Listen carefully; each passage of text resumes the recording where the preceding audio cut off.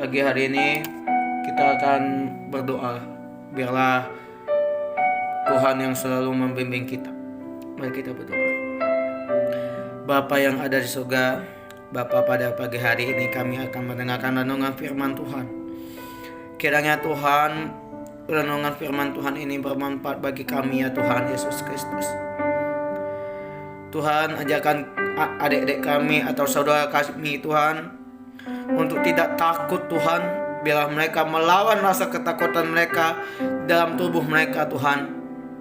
Pakailah mereka Tuhan dengan jalan-Mu Tuhan, sesuai kehidupan yang dijanjikan oleh Tuhan Yesus. Tuhan, bimbing mereka Tuhan, hibur mereka Tuhan, yang mana mereka sedih. Tuhan, hibur saat ini Tuhan, hibur mereka Tuhan, hibur. Peluk mereka Tuhan, yang mana dia sakit, Engkau peluk, Kau angkat penyakitnya Tuhan. Saat ini yang sakit, yang saat ini masih dalam pergumulan, perdukunan, Kau selamatkan dia Tuhan. Selamatkan mereka Tuhan. Angkat penyakit dia Tuhan, angkat dalam nama Yesus, angkat. Haleluya, amin. Oke, saudara kasih Tuhan, renungan firman Tuhan pada pagi hari ini saya ambil untuk menyalahkan ketakutan. Alami kemenangan dengan kuasa firman Tuhan. Oke, satu, firman Tuhan di sini menceritakan tentang roh ketakutan tidak berasal dari Tuhan Yesus, ya kan? Yang dimana roh ini, roh ketakutan ini berasal dari iblis, seorang iblis yang mau merusak hubungan kita dengan Tuhan Yesus. Oke, sebelum kita masuk dalam firman Tuhan, kita akan tetap percaya ya kepada Tuhan Yesus ya. Dan di sini firman Tuhan tertulis dalam 2 Timotius 1 ayat yang ke-7.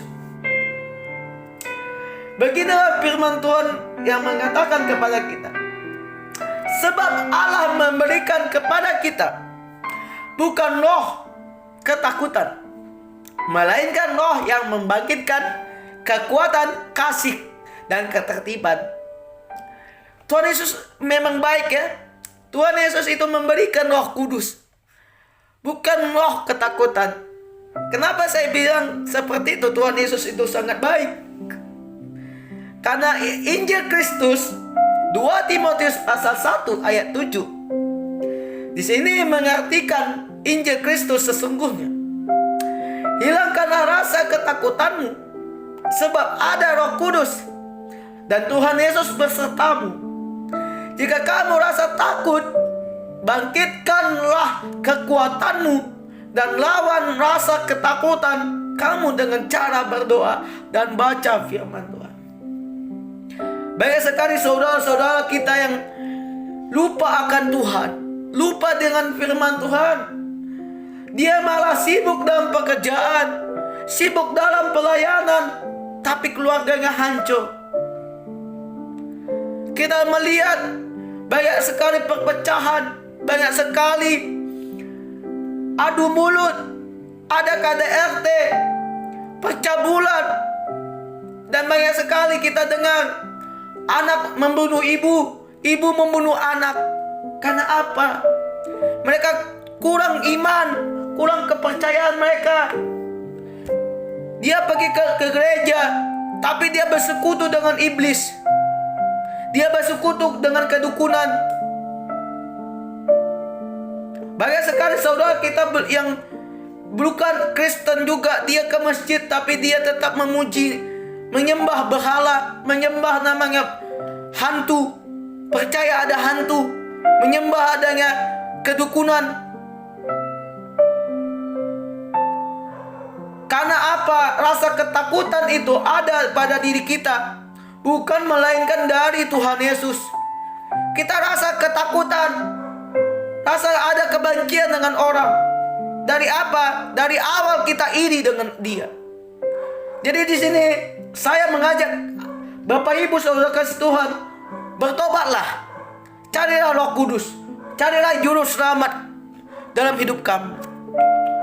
Oke, saudara kasih Tuhan, di sini nomor 2, kita tidak pernah sendiri, ya kan? Banyak sekali saudara-saudara, bapak-bapak, atau para orang tua yang mengatakan, Tuhan kenapa tidak menyelamatkan keluargaku? Katanya. Sebenarnya ya saudara kasih Tuhan, sebenarnya Bapak Ibu, Tuhan itu ada dekat sama kamu. Tapi apa? Kalian belum percaya adanya Yesus Juru Selamat. Kalian hanya berkata dengan bibir, berkata ada Tuhan Yesus, hanya sepatah sekata dari mulut. Tapi apa? Kalian menyalahkan Tuhan, kalian menyalahkan Yesus. Seperti itunya orang kita percaya. Apakah itu percaya namanya Yesus Juru Selamat? Sebenarnya ya Bapak, Ibu, Saudara kasih Tuhan, sebenarnya Tuhan itu ada. Dia selalu memegang tangan kita. Tapi apa? Manusia bebal. Manusia banyak sekali keras kepala. Banyak sekali kita mendengar, melihat manusia di bumi ini masih mengejek kekurangan orang lain. Dalam firman Tuhan Yesaya 41 ayat 13, di sini menceritakan tentang sebab aku ini Tuhan Allahmu yang tidak nampak, tetapi sesungguhnya aku memegang tangan kananmu dan berkata kepadamu, janganlah takut, akulah yang menolong engkau dalam ketakutan kamu, kata Yesus kepada kita. Jadi saudara dikasih Tuhan, Yesaya ini mengartikan, menceritakan tentang pengajaran-pengajaran penolong-penolong takut akan ketakutan. Kita harus lawan takut itu dengan cara apa? Berdoa dan minta pertolongan dari Tuhan Yesus. Supaya apa? Biarlah Tuhan yang bekerja, biarlah Tuhan yang beserta kamu, saudara kasih Tuhan. Jadi arti Yesaya sesungguhnya pasal 41 ayat 13 di sini mengatakan, janganlah kita merasa ketakutan. Jika kamu ketakutan atau segalanya, sebut dan panggil nama Yesus, darah Yesus. Maka kamu memanggil nama Dia, maka Yesus akan menolong kamu dan menghibur kamu yang saat ini kalian sedih, saudara-saudara kasih Tuhan. Oke, saya ada tips cara menghilangkan rasa takut menurut ajaran kita sesuai firman Tuhan. 1. Berdoa.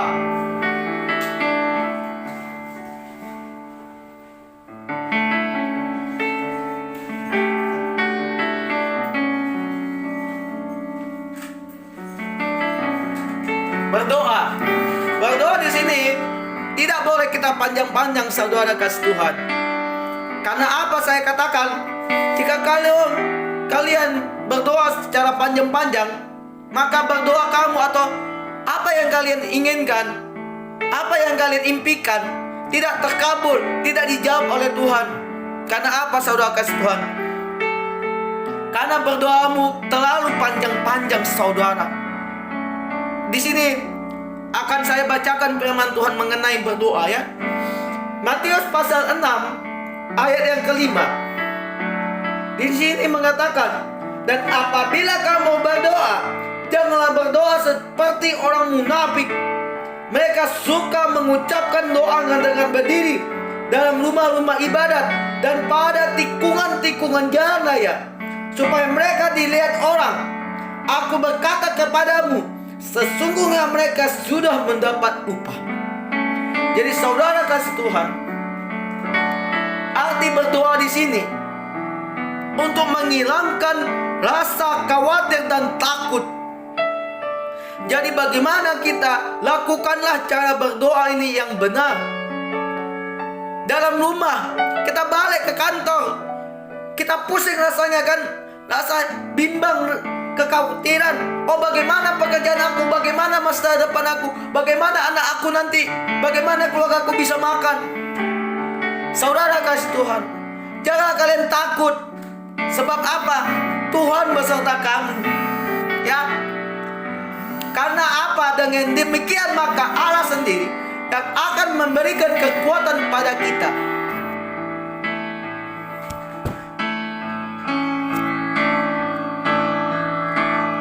Jadi saudara-saudara kasih Tuhan, kalian tidak boleh terlalu panjang berdoa. Karena apa? Tuhan tidak mau mendengar orang-orang yang berdoanya terlalu panjang. Tapi orang-orang yang berdoa itu secara benar, singkat, jelas, dan mudah dipahami oleh Tuhan Yesus. Banyak sekali apa yang kalian minta, apa yang kamu inginkan tidak terkabul, ya kan? Kalian menyalahkan Tuhan. Oh Tuhan, kenapa bisnis saya hancur Tuhan? Kenapa pekerjaan saya hancur? Itulah orang-orang yang berdoanya terlalu panjang, jadi tidak dijawab oleh Tuhan, tidak dijemah oleh Tuhan, tidak dibukakan pintu. Oke. 2. Bersekutu. Banyak sekali saudara-saudara atau bapak-bapak, jarang sekali saya melihat bersekutu dalam kerohanian, bersekutu dalam pergumulan, bersekutu dengan orang-orang kekudusan. Tapi kita melihat saudara-saudara kita, keluarga kita, orang tua kita masih bersekutu dengan ilmu santet, ilmu kedukunan, ilmu hitam. Tapi kita anak-anak Kristus, anak-anak percaya Yesus, kita malah bersekutu dengan rohani. Dan kita tidak mengajak orang tua kita bersekutu dengan kita dalam kerohanian. Dia berkata, atau orang tua kalian berkata, sok munafik kau, sok suci kau, katanya. Tapi bagaimana kita sebagai pengikut Kristus? Sabar. Karena orang-orang seperti itu, biarlah Tuhan yang membalas. Biarlah Tuhan yang membalas. Biarlah Tuhan yang menghukum. Bukan kita yang sebagai manusia yang menghukum. Biarlah Tuhan yang membalas. Biarlah dosa dia yang dia tanggung sendiri. Oke, di sini akan saya artikan bersekutu membawa diri makin kuat, ya. Dan berani dalam menghadapi masalah. Dengan bersekutu bersama-sama teman seiman, biasanya kita akan memperoleh kekuatan dan masukan rohani dari teman-teman seiman kita. Oleh karena itu, sebaiknya jangan menjauhkan diri dari tata cara ibadah gereja Pentakosta dan tetap bersekutu. Dengan demikian, jika ada masalah dalam hidup kita, maka kita akan tetap berani menghadapi maupun menyelesaikannya. Oke, saudara-saudara kasih Tuhan, jangan kalian takut, jangan kalian malu kalau kalian mau curhat kepada abang rohani kamu. Kamu curhatlah kepada mereka, bilang sama mereka, Bapak atau Abang, Bang, bagaimana Bang? Orang tua saya Bang, dia begini begono-begono Bang, dia bersekutu dengan ilmu santet Bang, ilmu hitam Bang. Tolong doakan mama saya atau orang tua saya. Biar Tuhan yang menjamah, Tuhan yang menjamah di kehidupan mama saya. Seperti itu saudara-saudara kasih Tuhan. Janganlah kalian bimbang, janganlah kalian takut, sebab Tuhan beserta kamu. Jangan kau sedih. Kalau kau sedih, Tuhan itu akan menjauh. Kalau kamu melihat Tuhan, ada merasakan ada kehadiran Tuhan, kedatangan Tuhan, terimalah dia. Terima dia dengan baik. Terima dia baik. Sesungguhnya dia yang maha kuasa dalam bumi ini. Jangan main-main dengan kuasa Tuhan, karena Tuhan yang beserta kita. 3. Membaca firman. Banyak sekali saudara-saudara, abang-abang atau keluarga kita, orang tua kita pun jarang kita melihat mereka baca firman. Baca firman hanya sekedar menampakkan diri, melihat, oh dia baca firman, oh dia begini, oh sok baik. Tapi apa? Dari imanlah kita baca firman itu. Kita masuk ke dalam kamar, baca firman. Seperti itulah orang-orang percaya Kristus, orang-orang yang mengenal Yesus. Jangan di dapur atau di ruang tamu kalian baca firman. Oh dilihat, oh mama kita, oh dia baca firman, oh anak baik, anak takut Tuhan. Bukan seperti itu saudara kasih Tuhan. Ayo kita akan jelaskan tentang cara membaca firman yang benar. Selanjutnya, cara menghilangkan rasa takut itu menurut Kristennya itu dengan setia membaca firman Allah. Di sana akan dapatkan pemahaman bahwa umat Allah akan selalu mendapat penyertaan dari Allah. Sehingga tidak ada alasan untuk merasa takut dan khawatir. Karena apa? Telah dinyatakan bahwa ayat Alkitab tentang kesabaran dalam menghadapi masalah dan ketakutan di hidup kita dikendalikan oleh Allah Yesus Kristus saja. Makanya saudara-saudara, sesibuk apapun kita dalam pelayanan, main musik, guru, menjadi pelayan atau sawah, bacalah firman Tuhan. Berdoalah pada Tuhan. Supaya apa? Usaha kita, pekerjaan kita sebagai pelayan Tuhan, hamba Yesus, menjadi diberkati, menjadi dibukakan jalan bagi kita sebagai manusia yang berdosa. Banyak sekali kita lupa akan Tuhan. Kita lupa akan firman. Oke saudara kasih Tuhan. Nomor 4, tuntutan Roh Kudus. Banyak sekali saudara-saudara kasih Tuhan tidak percaya adanya tuntutan Roh Kudus dalam hidup dirinya. Sini akan saya artikan bagaimana apa sih tentang Roh Kudus itu. Jika merasa takut, maka mintalah tuntutan karunia Roh Kudus untuk memberikan penyertaan serta jawaban bagi setiap permasalahan kita. Dengan apa? Dengan meminta Roh Kudus bekerja dalam hidup kita. Pastinya apa? Hidup kita akan dikuatkan oleh Allah dan mendapatkan jalan keluar untuk setiap pergumulan kita. Tentu pada akhirnya Roh Kudus akan selalu menjadi bagian dari hidup kita, yang memberi apa? Memberi petunjuk dan mengarahkan kita pada kekuatan dan keberanian dalam menghadapi sesuatu. Saudara kasih Tuhan, banyak sekali kita, orang-orang kita Kristen, tidak pernah percaya ada tuntutan Roh Kudus. Mereka belum percaya adanya Roh Kudus yang bekerja dalam diri mereka. Saya melihat, saya mengetahui jemaat-jemaat gereja GKPS maupun gereja apapun itu, mereka pergi ke pelayanan, sibuk dia dalam pelayanan, sibuk berdoa, dia mengikuti kawannya, oh saya gereja yuk. Tapi apa?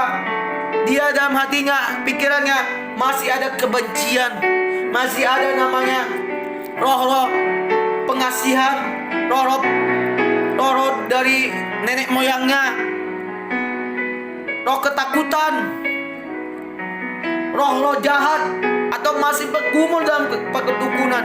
Saya merasakan seperti itu. Tapi apa? Saya mencoba berdoa pada Tuhan supaya mereka mendapatkan tuntutan Roh Kudus dari Tuhan Yesus Kristus. Saudara dikasih Tuhan, jika kalian masuk ke dalam tuntutan Roh Kudus, segala masalah atau tantangan rintangan hidup kalian dijamah oleh Tuhan, selalu ada pada hidup kalian. Oke, 5. Banyak sekali saudara-saudara kita tidak pernah berserah pada Tuhan Yesus Kristus. Mereka pasrah dengan hidup mereka. Banyak sekali saudara-saudara kita, remaja-remaja kita mati sia-sia.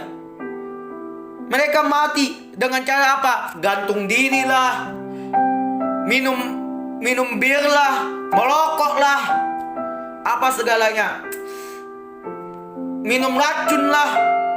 Supaya apa? Dia mengakhiri hidupnya dengan sia-sia. Tapi apa? Dia lupakan Tuhan Yesus.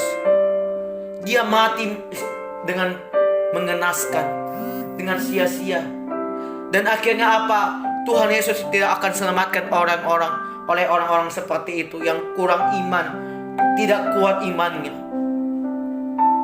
Dan Tuhan itu mengatakan, kamu akan saya masukkan ke dalam neraka, kata Tuhan Yesus. Di sini saya akan artikan apa sih sesungguhnya tentang berserah pada Tuhan.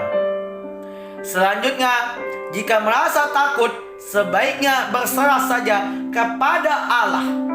Karena memang apa?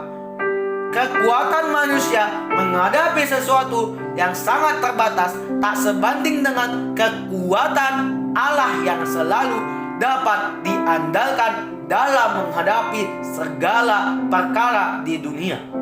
Dengan berserah, maka Tuhan yang akan bekerja dalam hidup kita untuk memberikan cara memenangkan hati dan pikiran menurut Alkitab. Jadi saudara-saudara kasih Tuhan, oleh karena itu serahkanlah semuanya kepada Allah sendiri. Saudara-saudara kasih Tuhan. Ayat 6 di sini mengatakan percaya. Banyak sekali orang-orang hanya sepatah kata dalam mulutnya, tapi dalam hatinya kurang percaya dan yakin, belum yakin mereka adanya juru selamat dalam hidup mereka. Terus terang, orang tua saya atau saudara saya, keluarga saya di Medan, dia tinggal di Merek Raya. Dia masih bersekutu dengan ilmu kedukunan, ilmu orang pintar. Dia hanya sepatah kata percaya sama Yesus. Tapi apa? Dia bersekutu dengan orang-orang pintar, orang-orang dukun. Hanya dalam hatinya, oh Tuhan itu kan tak nampak, oh dia setan, oh gini-gini. Tidak boleh saudara kasih Tuhan. Tak boleh seperti itu. Jangan kita meremehkan kuasa Tuhan ya. Terakhirnya di sini, terakhir selalu percaya dan imani bahwa penyertaan Allah selalu beserta kita. Karena makna pengakuan iman Protestan tanpa perbuatan pada hakikatnya adalah mati. Jadi dengan selalu mempercayai kekuatan Allah, maka Allah akan bekerja penuh dalam hidup kita. Jadi saudara kasih Tuhan, Allah yang akan menggantikan rasa takut kita dengan apa? Keberanian yang luar biasa, seturut dengan kehendak-Nya. Jadi saudara-saudara kasih Tuhan, jangan mau kita diremehkan orang lain. Jangan kita mau dicemooh orang lain. Jangan mau kalian mau diajak ke agama dia. Bilang sama mereka, aku percaya kepada Yesus. Sekaligus kamu membunuh aku, tetap aku percaya Kristus. Saya percaya salib.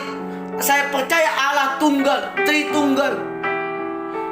Tuhan Allah Bapa dan Yesus.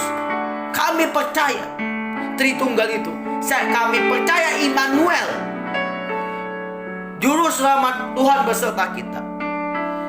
Jadi saudara-saudara kasih Tuhan, jangan mau kita terpengaruh oleh orang-orang kefasikan, orang-orang yang belum percaya, orang-orang kurang iman. Jangan terlalu percaya omongan mereka. Kalau agamanya indah, jangan. Kita lah yang indah. Kita yang agama Kristen yang berserta. Banyak sekali kita melayani, mengasihi, menopang tangan, membantu kepada siapapun. Kita menjadi manusia-manusia yang mengikut Kristus, orang-orang yang mengasihi mereka. Banyak sekali saudara-saudara kita membangkang gereja, membunuh pendeta, memperkosa pemudi Kristen. Tapi apa? Kita tetap berdoa dalam nama Yesus, supaya mereka bertobat akan jalan sesuai Tuhan Yesus Juru Selamat kita. Begitulah firman Tuhan pada pagi hari ini, renungan firman Tuhan kita. Mari kita tutup dengan doa. Tuhan Yesus, Bapa yang baik, Bapa yang sungguh kami sembah, yang kami sujud. Tuhan, pada pagi hari ini kami sudah mendengarkan firman Tuhan-Mu dari Yesaya pasal yang 2 Timotius pasal 1 ayat 7 dan Yesaya pasal yang ke-41 ayat 13. Tuhan, kiranya tema yang pada pagi hari ini adalah untuk mengalahkan ketakutan, alami kemenangan dengan kuasa firman Tuhan.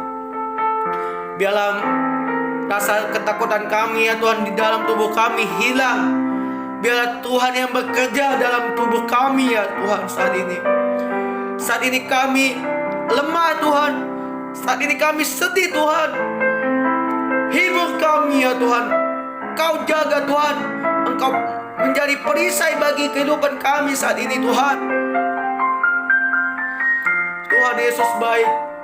Saat ini ada saudara-saudara kami yang sakit lumpuh, yang saat ini mereka masih bergumul dalam ilmu hitam Tuhan. Kau selamatkan dia Tuhan. Engkau sembuhkan dengan kuasa Tuhan Yesus. Kami percaya akan dalam nama Tuhan. Tuhan, biarlah kami menjadi anak-anak-Mu Tuhan. Sekaligus kami menjadi takut akan Tuhan, menjadi kemenangan dalam hidup kami. Terima kasih Tuhan, terima kasih.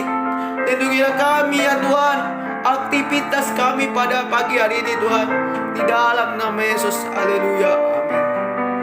Saudara-saudara kasih Tuhan, kiranya dengan renungan firman Tuhan pada pagi hari ini menjadi berkat damai yang penuh sukacita ya. Shalom, Tuhan Yesus memberkati.